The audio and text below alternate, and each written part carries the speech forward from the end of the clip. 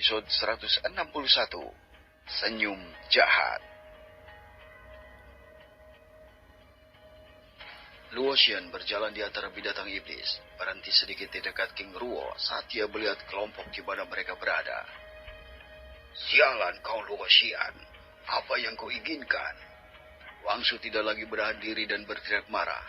Pikiran bahwa dia telah diberi makan serigala tanpa menyadarinya membuatnya semakin marah. Apakah kau akan menyerah atau tidak? Luo Xian bertanya pada Wang Shu dengan suara pelan. Dia tidak berbicara apa-apa lagi dan langsung ke pertanyaan utama. Tidak ada yang menjawab pertanyaan Luo Xian.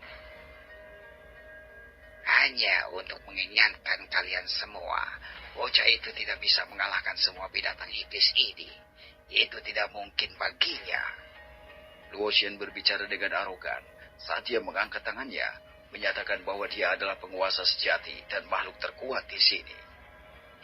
Meskipun seniman tingkat dewa sangat kuat, dia tidak dapat menghadapi ratusan binatang iblis. Dia pasti akan berakhir terbunuh dalam pengepungan. Luo Xian berbicara dengan senyum puas saat dia melihat mereka semua. Dan jika karena alasan atau keajaiban yang tidak dapat dijelaskan, binatang iblis dibunuh olehnya, kita masih memiliki ratusan seniman bela diri di pihak kita. Luo Xian tertawa bangga sambil mengajak Fei Hung. Ada keheningan total. Selain auman binatang iblis di kelompok Wang Shu dan Lin Meng, entah bagaimana mereka merasa bahwa Fei Hung dengan kekuatannya tidak dapat menangani semua binatang iblis ini sendirian. Tapi tetap saja, tidak ada yang melangkah maju untuk menyerah juga. Luo Xian menjadi marah dan tidak lagi menunggu jawaban Wang Shu. Jadi dia mengangkat tangannya, menunjukkan bahwa binatang iblis akan disuruh menyerang. Dia tidak lagi peduli bahwa jika mereka ini mati bersama, Luo Xian ingin menyingkirkan para patriark klan besar dan Wang Shu dengan cepat untuk menguasai kota Tianyun dengan lebih mudah.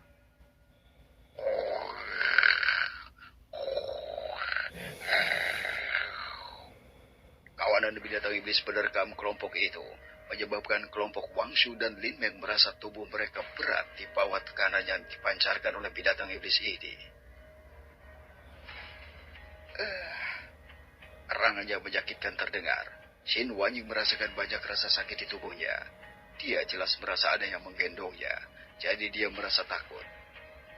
Dia sangat takut untuk membuka matanya dan melihat apa yang paling dia takuti. Dia lebih baik mati demi binatang iblis itu daripada jatuh ke tangan orang-orang itu. Jangan khawatir, kau baik-baik saja sekarang. Suara lembut dan familiar yang entah kenapa menenangkan jiwanya, dan dia sangat tahu suara ini. Membuka matanya dengan ketakutan, dan dengan sedikit berat karena dia merasa lemah, dia samar-samar melihat sosok di depan matanya. Sosok itu semakin jelas, hingga dia melihat orang yang menggendongnya. Kau?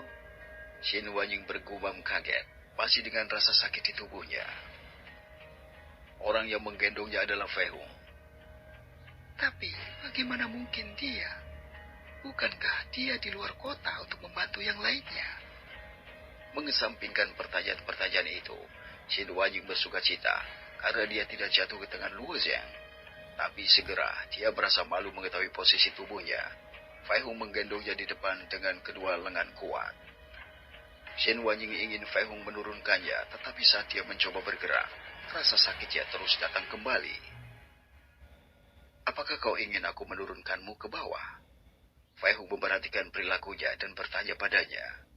Xin Wanying mengangguk lebah dengan sedikit kekuatan yang bisa dia kumpulkan. Fei Hung tersenyum dan menggerakkan tubuh Xin Wanying sedikit agar dia bisa melihat sekeliling dengan baik. Xin Wanying terkejut ketika dia melihat mereka terbang. Apakah kau benar-benar ingin aku menurunkanmu sekarang? Fei Hung bertanya lagi dengan senyum main-main. Fei Hung sedang duduk di atas pedangnya, sementara dia membawa tubuh lemah Xin Wanying di tangannya. Namun, Xin Wanying menjadi tenang kembali seperti sebelumnya. Dia bahkan tidak menjawab pertanyaan Fei Hung. Lagi pula, dia tidak bisa berbicara banyak, bahkan jika dia mau, karena dia sangat terluka dan lelah. Fei Hung tersenyum kecut saat dia mengeluarkan satu botol dari cincin spesialnya yang berisi cairan obat. Minum ini, itu akan menyembuhkanmu segera. Fei Hung menggunakan tangannya untuk memposisikan kaki putih Shin Wanying di atasnya, dan kemudian dengan tangannya yang bebas, dia menyodorkan botol berisi cairan obat ke mulut Shin Wanying, berharap gadis ini akan meminumnya. Shin Wanying menatapnya, tidak membuka bibirnya untuk minum obat itu. Fei Hung memutar matanya saat dia melihat tatapan dingin yang terus dia dapatkan dari Shin Wanying, meskipun dia dalam kondisi yang sangat buruk. Jika kau tidak meminumnya, aku akan menuangkannya kepadamu melalui mulutku. Fei Hung mengancamnya dengan senyum jahat. Fei Hung ingin gadis ini meminum cairan obat untuk menyembuhkan tubuhnya, karena dia sangat mengkhawatirkannya. Fei Hung sudah membersihkan darah dari mulutnya, jadi luka dalam dan luarnya perlu disembuhkan. Jika dia tidak menyembuhkan tubuhnya, Shin Wanying mungkin memiliki luka tersembunyi nanti. Meskipun sikap dingin Shin Wanying semakin meningkat, Fei Hung bisa melihat wajahnya yang memerah, yang tak terlihat muncul di wajahnya yang cantik. Akhirnya Shin Wanying membuka bibirnya sedikit, memberitahu Fei Hung bahwa dia akan meminum cairan obat itu. Fei Hung tersenyum penuh kemenangan, dan mulai dengan lembut memberinya cairan obat itu. Shin Wanying merasakan kehangatan yang menenangkan di sekujur tubuhnya, segera setelah dia meminum cairan obat itu.